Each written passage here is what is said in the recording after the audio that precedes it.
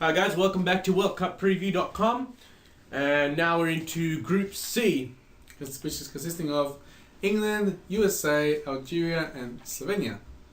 Okay, so without further ado, let's start off with England.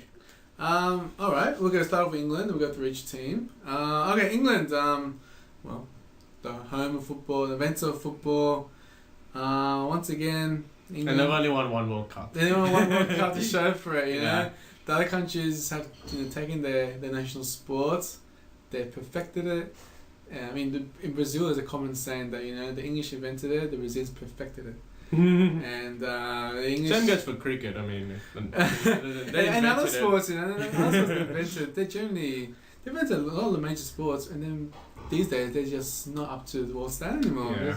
Anyway, no, but that's a bit harsh. Capello's done some great work in the last couple of years. Ever since the Euro 2008 capitulation, he's done some wonderful things. He only lost one game in qualifying, a dead rubber against Ukraine, which the Croatians are going to say is a bit of revenge, conspiracy theory, whatever you like to call it, so that Croatia missed out on the playoff. But anyway, look, wonderful work by Capello. He's great qualifying campaign.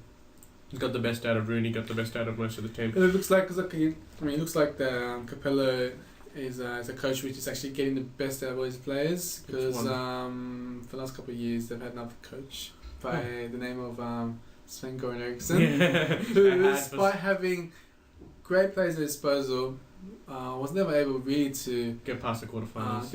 Perform to expectations and actually realise potential of his team. I mean, even making this quarterfinal, the performances in some of this game were just really, really bad. Really average for a team with they slept walking to the quarterfinals last term. I am not kidding. I mean, this was the game against Paraguay. It was a snooze fest. Ecuador game. Any team with any, no offense to Ecuador, but any team with half as much skill would have rolled England that day. And they got into Portugal quarterfinal, and they were wondering why they got knocked out. I mean, they just cannot. Another penalty shootout. We'll get to that later, but they're a wonderful side, but the mental barrier is huge. Yeah, but penalty shootout. We may as well talk about it.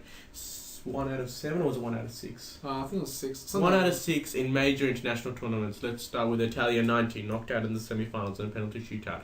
France 98, knocked out by the Argentinians in a penalty shootout. Korea Japan 2002. Sorry, my bad. Euro 2004 was the next time. Portugal, World Cup 06, Portugal again. There's just some recent examples. There were 6, I think. I think there were 6 in total. It's crazy. I mean, Lampard has even come out and said we don't want penalties. They're actually scared. It's just they're good enough. They're going to overcome this mental barrier of some sort. It cannot be coincidence. If they're good enough, they should win it within 120 minutes. Not with the penalty shootout or anything exactly, like that. And you compare if it really is a lottery, the penalty shootout, why isn't it 50-50? It's not 50-50. They keep losing. There's a problem there. And but it's if they continue this form into the World Cup, they can go all the way. Capello said he wants to be in the final. That's great. But you got to win your games in regulation time. England have a very good record in finals. They've made one and they've won that. So they're 100% record in final. They make the final, and good chance they win it. They got to look back at that 1966. Extra time came along. They won it in extra time. They avoided the penalty shootout. So England, if you're making the World Cup final this time, follow your 1966 predecessors and win the game in bloody 120 minutes instead of waiting for this penalty shootout. I agree. Actually, back in 1966, I don't think there were penalty shootouts existed. But anyway, look, they have the ability to go all the way. But my concerns are, as you said, this mental barrier or whatever it is that they managed to underachieve. You can say, well, they made the quarterfinals. It's better than most other teams, and the top 8. But if you watch the way they played to get to those quarterfinals, it's just not good enough in the last few World Cups. Now they've got this goalkeeper crisis. Since the great David Seaman of Arsenal retired, they've never been able to find a good goalkeeper. They thought Paul Robinson was a solution. Didn't work out. So you're looking at Robert Green or David James. They haven't had great seasons in the Premier League. That's all I have to say. But, one of them is going to start. That's a bit of a weak link, but the defence is very solid. The midfield, Capella's a genius. He's put Gerrard on the left, he's put Lampard in the centre. They're working together fine. Eriksen couldn't make them work together in 6 years. He put Gerrard back here and he got pissed off. And they're working together. Rooney's firing it in, which, by the way, is another thing I'm concerned about with this reliance on Rooney. Yes, that's mine. They've got lots of talented strikers. Defoe's played a marvellous season. Heskey, he's a bit hot and cold. Crouch, he's old, isn't he? Yeah? He's old, but he's in the squad. He's a bit hot and cold. Crouch, tall man, good player. They've all had great seasons, but obviously everyone's focusing on Rooney.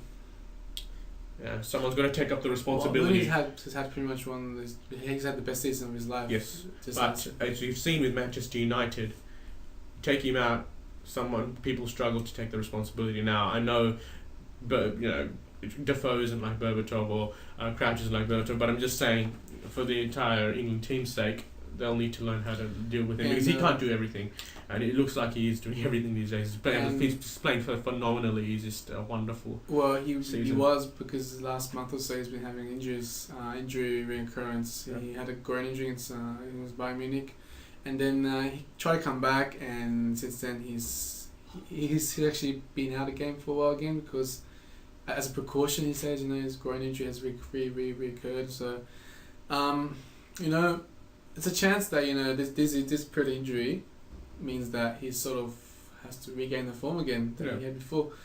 So whether you saw last time what happened, he wasn't there, Owen wasn't there, and I don't know why. I will never know why Theo Walcott went on that plane 4 years ago, but he never played a game. So it was just Peter Crouch, and it's just a mess, the whole thing. I mean, you need someone else to take up the mantle, and I don't think they've thought about that. I mean, they have. I'm sure Capella has, but I'm saying they must have a good plan B for Wayne Rooney. That's the thing. That's one of the things I've sort of because Lampard sorry to interrupt. Lampard and Lampard hasn't cut it in England's colours for mine, for big games. I'm talking about, not friendlies against Jamaica. That don't count. No offence.